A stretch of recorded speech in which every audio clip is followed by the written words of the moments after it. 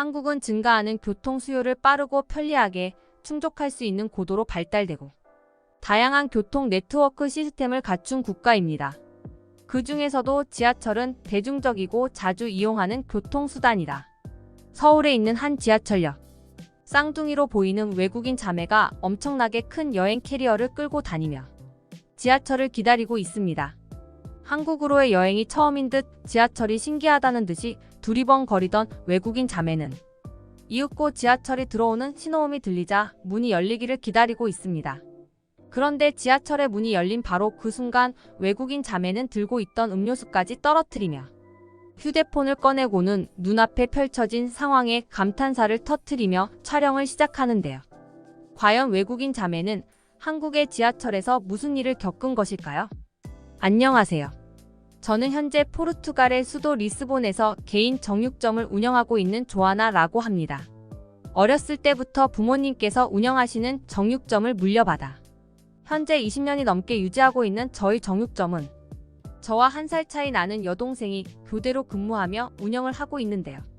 지금은 암으로 세상을 떠나신 부모님께서 물려주신 유일한 가업의 가게였기에 저와 동생 루시아는 다른 친구들은 젊음을 즐기며 놀 때 열심히 정육점을 운영해 나갔고 그 덕분인지 저희 정육점은 리스본에서 꽤 유명해지며 단골 손님들도 많아지게 되었습니다.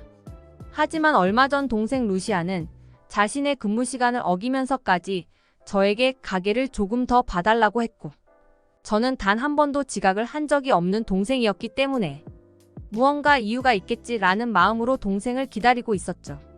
그리고 약 1시간 뒤 동생은 가게로 뛰어들어오더니 손에 무엇인가를 들고는 일주일 정도 가게를 휴업해야 될 것 같다면서 알 수 없는 기쁜 표정을 보였습니다. 가게를 휴업해야 된다는 동생의 어처구니 없는 소리에 저는 오히려 화가 머리끝까지 나더군요. 그런데 동생은 저에게 자신이 마트 경품에 응모를 한 적이 있었는데 거기서 1등 상품인 한국 여행에 당첨되었다면서 모든 여행 경비는 물론 한국에 있는 고급 호텔의 숙박까지 경품으로 받아냈다는 정말 믿을 수 없다는 이야기를 하기 시작했습니다. 그제서야 저는 동생의 손에 들려있던 항공권과 경품 설명서를 볼 수 있었고 정말로 한국으로의 일주일 여행 경비는 물론 고급 호텔의 숙소까지 이미 예약이 되어 있다는 문서를 확인할 수 있었죠. 한 번 더 마트 측에 문의 전화를 걸어본 저는 동생의 말이 거짓이 아니라는 걸 알 수 있었고 뜻밖의 찾아온 한국으로의 무료 여행 기회에 하늘을 날 듯이 기뻤습니다. 부모님께서 일찍 세상을 떠나시고 2.4 9줄곧 동생과 함께 정육점의 고기를 판매하는 일을 하며 1.59 단 한 번도 여행다운 여행을 해본 적이 없었기에 저는 큰 결심을 하고 일주일 정도 가게를 휴업하게 되었습니다.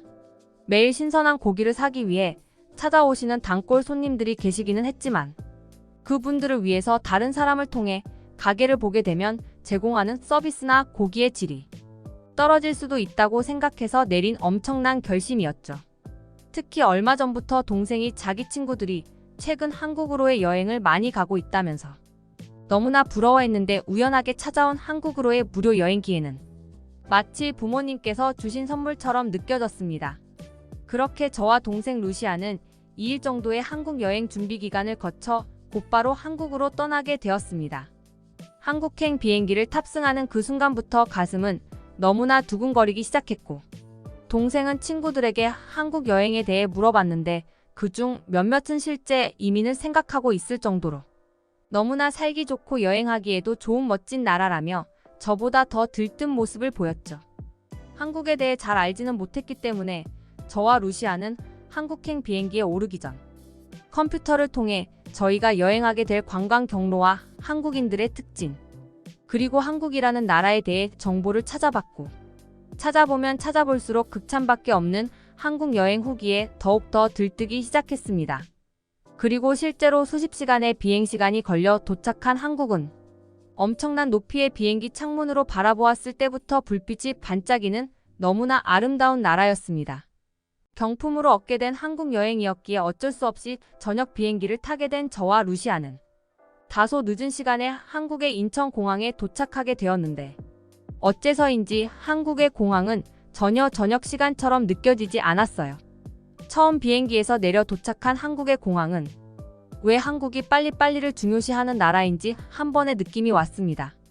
그리고 왜 한국이 짧은 시간에 엄청난 고도의 성장을 이루어낸 나라인지 그 이유 또한 찾을 수 있었죠. 한국 시각으로 다소 늦은 시간인 9시에 공항에 도착한 저와 루시아는 공항에 있는 수백 명의 한국인들과 외국인들을 보고 충격을 받게 되었습니다. 저녁 시간이었음에도 한국의 공항은 모든 곳에 불이 켜져 있었고, 심지어 몇몇 한국인들은 평화롭게 공항에서 식사까지 하고 있었기 때문인데요. 리스본에서는 정확히 7시가 넘으면 일부 포르투갈의 위험한 조직원들이 공항을 점령하고 자리값을 받아내거나 당당하게 공항 여행객들의 물품을 훔쳐가는데, 어째서인지 한국의 공항에서는 이러한 모습이 전혀 보이지 않았습니다. 처음에는 그래도 보이지 않는 공항의 외곽 구석에는 한국의 범죄 조직들이 자리를 잡고 있겠지라고 생각했지만, 한국의 공항 구석에는 그저 쉴 수 있는 테이블과 비싸 보이는 쓰레기통이 놓여 있더군요. 저와 동생 루시아는 서로의 얼굴을 쳐다보며 왜 다들 한국 여행을 그렇게나 좋아했는지 한 번에 알 수 있었고, 몸과 밀착해 무겁게 들고 다니던 여행의 짐들을 그제서야 편하게 들고 다닐 수 있었습니다. 다소 늦은 시간에 도착한 한국이었기에 저와 루시아는 곧바로 경품 회사가 예약해준 한국의 호텔 시설로 향했는데, 호텔의 정문에 도착한 순간 포르투갈과 비교도 되지 않는 호텔의 외관과 규모에 압도당하고 말았습니다. 하지만 더욱 신기했던 것은 호텔의 내부로 들어갔을 때였습니다. 호텔의 외관 건물은 엄청난 규모의 최신식 호텔 빌딩이었지만, 실제 머물게 될 호텔의 내부 객실은 한국의 아름다움이 적절하게 느껴지는 온돌 시스템과 다양한 한국적인 문양, 그리고 나무를 이용한 자연 친화적인 객실로 구성되어 있었기 때문이죠. 아무래도 외국인들이 많이 찾아오는 한국의 특성상 이처럼 한국의 전통적인 아름다움을 보여줄 수 있는 객실로 내부를 꾸민 것 같았고, 저는 들어가자마자 느껴지는 따뜻한 바닥에 그만 몸이 녹아내리고 말았습니다. 포르투갈에서는 너무 추우면 히터 형식의 전열 기구를 가동하지만, 아무래도 공기를 이용한 방식이다 보니 오래 틀고 있으면 얼굴이 가렵거나 목이 아픈데, 한국의 온돌은 바닥을 이용한 난방이라 이러한 불편함이 전혀 느껴지지 않았습니다.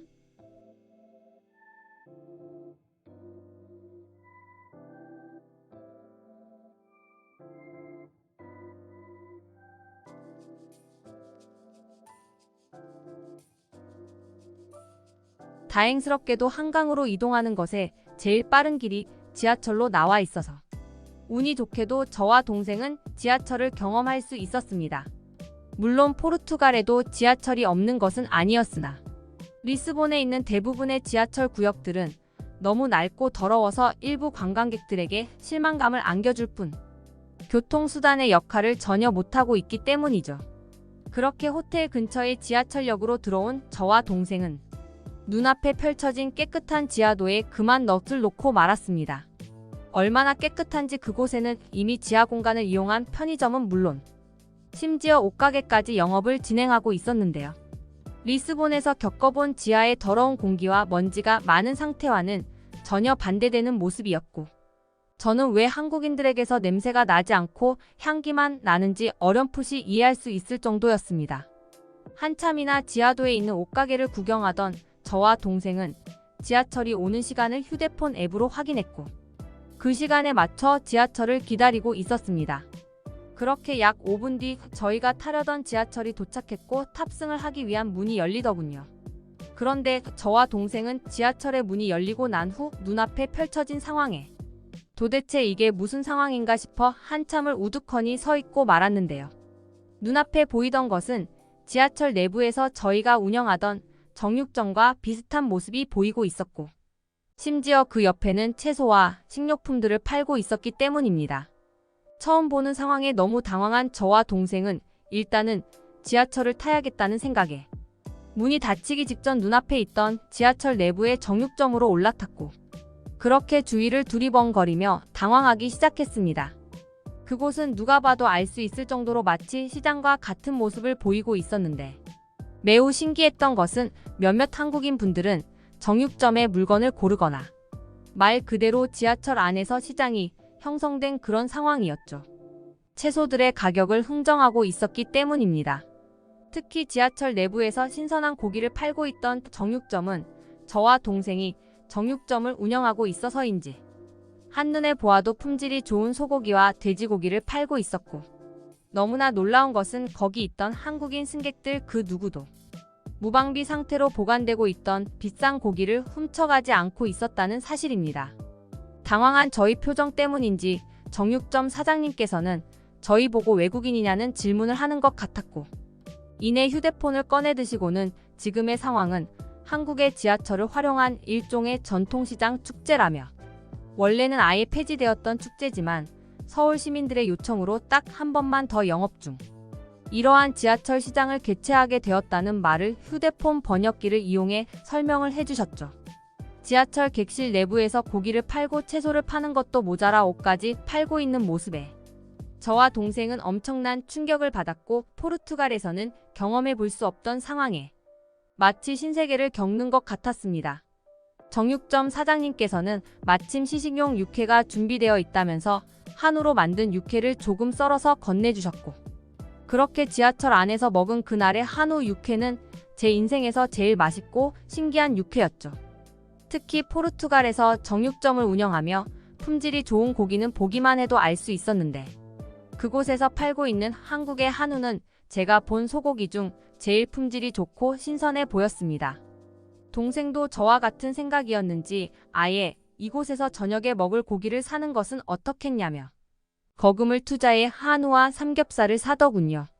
생각지도 못한 지하철 객실에서의 먹거리 쇼핑에 저와 동생은 옆에 있던 채소 가게와 옷가게까지 구경하게 되었고, 그러면서도 이러한 아이디어를 활용할 수 있는 쾌적한 한국의 지하철 상태에 계속해서 감탄을 내뱉고 말았습니다. 그렇게 약 30분 뒤 저와 동생은 한강 근처 지하철역에 하차하게 되었고, 내리고 나서도 동생과 방금 있었던 일이 마치 꿈만 같다는 대화를 나누며 한강으로 향했습니다. 그런데 문득 걷다 보니 그럼 한국에서 실제 운영하는 길거리 정육점은 어떻게 되어 있을까라는 의문점이 생기더군요. 리스본에서 저와 동생이 정육점을 운영하고 있어서인지 동생도 저와 똑같은 궁금증을 가지고 있었고, 그렇게 한강으로 향하던 도중 너무나 쉽게 길거리에 정육점을 발견할 수 있었습니다. 그런데 정육점에 가까이 다가가면 다가갈수록 저와 동생은 기겁할 수밖에 없었는데요. 한국의 평범한 정육점에서는 고기를 자물쇠로 잠그지 않은 채 그저 평범하고도 무방비하게 영업을 하고 있었기 때문입니다. 리스본에서는 좀도둑과 노숙자들이 고기를 훔쳐가는 경우가 많아 고기를 꺼내놓은 진열대에는 무조건 자물쇠로 관리하거나 아예 모형을 꺼내놓는 정육점도 있는데, 한국은 실물 그대로의 신선한 고기 상태를 볼 수 있었음에도 누구나 손쉽게 문을 열 수 있게 되어 있었죠. 그런데 바로 그 순간 정육점을 관리하는 한국인 주인분께서는 대뜸 저희에게 손사래를 치며 잠깐 여기 있으라는 듯한 몸짓을 하시더니 앞치마를 벗으시고는 가게 밖으로 뛰어나가시더군요. 무슨 영문인가 싶어 오늘 도대체 왜 이러지 라는 생각에 저와 동생은 그저 우두커니 서 있었는데, 그 사이 그만 고기를 사려는 손님이 들어오시고 말았습니다. 한국인 아주머니께서는 저와 동생을 보시더니 많이 당황하신 듯 손가락으로 진열되어 있던 소고기를 가리키셨고, 저는 소고기가 필요하시다는 생각에 휴대폰 번역기를 이용해 구매하려는 고기가 어떤 용도인지 한국어로 묻게 되었죠. 힘들게 오신 손님을 돌려보낼 수 없던 저는 어쩔 수 없이 가게 안으로 들어가 아주머니께서 필요한 국거리용 소고기를 꺼내드리고 한국의 지폐 현금을 받고 말았습니다. 아주머니께서는 일부러 돈을 맞춰주신 듯 저울 위의 가격을 보시더니 고기를 챙겨 곧바로 가게 밖으로 나가셨고, 저와 동생은 인생 처음으로 다른 정육점 운영을 도왔다는 사실에 이게 한국인가라는 놀라운 생각이 들 정도였죠. 그리고 얼마 지나지 않아 사장님께서는 한결 개운한 표정으로 저희에게 고맙다는 인사말과 함께 계산대 위에 지폐를 보고는 고기를 팔았냐며 놀란 표정을 지으셨습니다. 당황하시는 사장님을 위해 제가 리스본에서 일을 하고 있는 정육점의 사진을 보여드렸고, 사장님께서는 매우 뿌듯한 표정을 지으시며 저에게 악수를 청하셨죠. 한국의 치안과 생활 환경이 얼마나 안전하면 영업 중 이처럼 저와 같은 외국인에게도 화장실이 급해 가게를 맡기셨을까? 라는 생각에 저는 한국은 다른 나라와는 차원이 다른 선진국이라는 것을 뼈저리게 느끼게 되었습니다.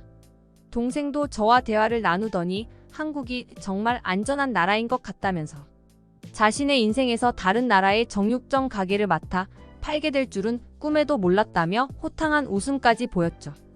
그렇게 약 일주일의 기간 동안 행복한 한국 여행을 마친 저와 동생은 다시 리스본으로 돌아오게 되었습니다. 그리고 약 1년이라는 시간이 지난 지금 저와 동생은 바로 어제를 마지막으로 리스본에서의 정육점 가게를 정리하게 되었죠.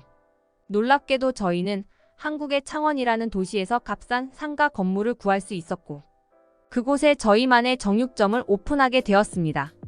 수많은 시행착오가 있었지만 한국에서 살고 싶다는 마음이 똑같았던 저와 동생은 한국에서 돌아오고 난 후 한국으로의 직접 이민을 본격적으로 계획하게 되었죠. 앞으로 한국인 분들에게 신선한 고기를 팔고 싶은 마음과 이제 저희도 어엿한 한국 생활을 할 수 있다는 사실에 요즘은 그저 행복한 웃음이 나오는 것 같습니다. 정말 감사합니다. 두 자매가 한국에서 꼭 성공하고 하기응복하시길 바랍니다. 응원하팅.